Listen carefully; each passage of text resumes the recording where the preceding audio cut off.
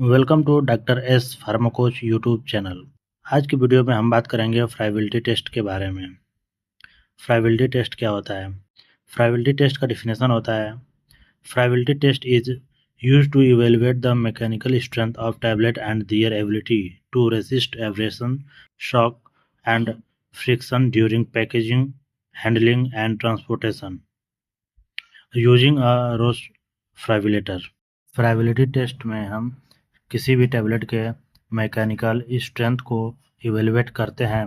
जब हम टैबलेट को पैक करते हैं, हैंडल करते हैं या ट्रांसपोर्ट करते हैं तो उसमें शॉक होता है, फ्रिक्शन होता है और एब्रेशन होता है, जिसको हम फ्राइबिलिटी टेस्ट के द्वारा इवेलुएट करते हैं। अब आते हैं इसके प्रिंसिपल यानी सिद्धांत के बारे में जानते हैं। Tablets are rotated in a fibrillator drum for a fixed number of rotations. After rotation, the loss in tablet weight is measured to determine the percentage fiability. इसमें हम कुछ टैबलेट को लेकर फाइब्रिलेटर ड्रम में रखते हैं और उसको रोटेट करते हैं। उसका रोटेशन कुछ फिक्स्ड नंबर तक ही रहता है। रोटेशन कंप्लीट होने के बाद हम उसमें से टैबलेट को निकालेंगे और टैबलेट को वेट करेंगे और उसमें इवेलुएट करेंगे, मेजर करेंगे कि टैबलेट के वेट में कुछ कमी है कि नहीं। अगर कमी रहती है तो उसका हम परसेंटेज निकालते हैं, उसी को हम परसेंटेज फाइबिलिटी कहते हैं और वो कमी हमें एक लिमिट से अधिक नहीं होनी चाहिए। अब हम बात करते हैं इक्विपमेंट स्पेसिफिकेशन के बारे में। ड्रम मटेरियल जो होता है सिंथेटिक पॉलीमर से बना होता है और ये ट्रांसपेरेंट होता है। इसका डायमीटर जो होता है 283 टू 291 mm का होता है। इसमें डेप्थ यानी कि बफेल हाइट जो होता है 36 टू 40 mm का होता है। इसका जो रोटेशन स्पीड होता है वो 25 RPM होता है, ±1 लिया जाता है। यानी कि एक स्पीड जो होता है अधिक हो सकता है और एक स्पीड कम भी हो सकता है और ऐसे जनरली 25 लिया जाता है। इसमें जो रिवैल्यूएशन स्पीड काउंट जो होता है वो 100 ±1 RPM होता है।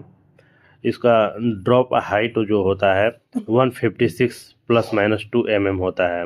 मतलब कि जो टैबलेट अप डाउन होता है तो जो अप से डाउन में गिरता है तो 156 ±2 mm पे इसका हाइट होता है गिरने का। अब बात करते हैं सैंपल रिक्वायरमेंट के बारे में।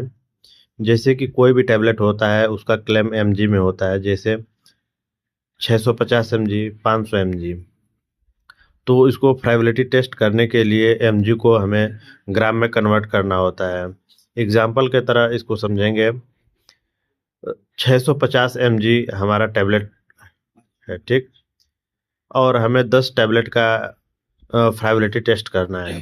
तो 10 टैबलेट को हम 650 से मल्टीप्लाई करेंगे और उसको ग्राम में कन्वर्ट करने के लिए 1000 से डिवाइड करेंगे, तो हमारा आंसर आ जाएगा 6.5 ग्राम। अब बात करते हैं प्रोसीजर के बारे में। प्रोसीजर स्टार्ट करने से पहले हम सैंपल का वेट कर लेंगे। सैंपल का वेट करने के बाद हम सैंपल को लोड करेंगे ड्रम में। लोड करने के बाद हम उसे 25 RPM के हिसाब से 100 रिवोल्यूशन कंप्लीट करेंगे 4 मिनट में। कंप्लीट होने के बाद टैबलेट को निकालेंगे। निकालने के बाद उसके डिडस्ट कर लेंगे, रिमूव कर लेंगे और फाइनल वेट भी करेंगे। फाइनल वेट करने के बाद उसको रिकॉर्ड कर लेंगे कि हमारा स्टार्टिंग का वेट कितना था और फाइनल का वेट कितना आया है। उसके बाद हम कैलकुलेशन स्टार्ट करेंगे। कैलकुलेशन स्टार्ट करेंगे तो कैलकुलेशन का एक फार्मूला होता है। फार्मूला जो होता है friability is equal to initial weight minus final weight upon initial weight into 100। इसी फार्मूले पर रखकर हम इसको कैलकुलेट करेंगे और हमारा जो रिजल्ट आएगा उसका एक्सेप्टेंस क्राइटेरिया है जो NMT नॉट मोर देन 1% हमारा वेट लॉस होना चाहिए। अगर हमारा 1% से अधिक वेट लॉस हो रहा है तो हम समझ जाएंगे कि हमारा जो फ्राइबिलिटी टेस्ट फेल है। और साथ में हम यह भी देखेंगे कि हमारे टैबलेट में क्रैकिंग, कैपिंग, लेमिनेशन, ब्रेकेज का एविडेंस ना दिखे। अगर ये दिख रहा है तो हमारा टैबलेट रिजेक्ट हो जाएगा। अगर टैबलेट हमारा ब्रोकन में आ रहा है तो हम उसको टैबलेट को रिपीटेबल टेस्ट करेंगे, ऑब्जर्व करेंगे कि अगला रिजल्ट क्या आ रहा है, उसके आगे ही हम उसको प्रोसीड करेंगे। वीडियो में लास्ट तक बने रहने के लिए धन्यवाद। ऐसे ही इंटरेस्टिंग वीडियो देखने के लिए हमारे YouTube channel doctor S pharma coach YouTube से जुड़े रहिए। धन्यवाद।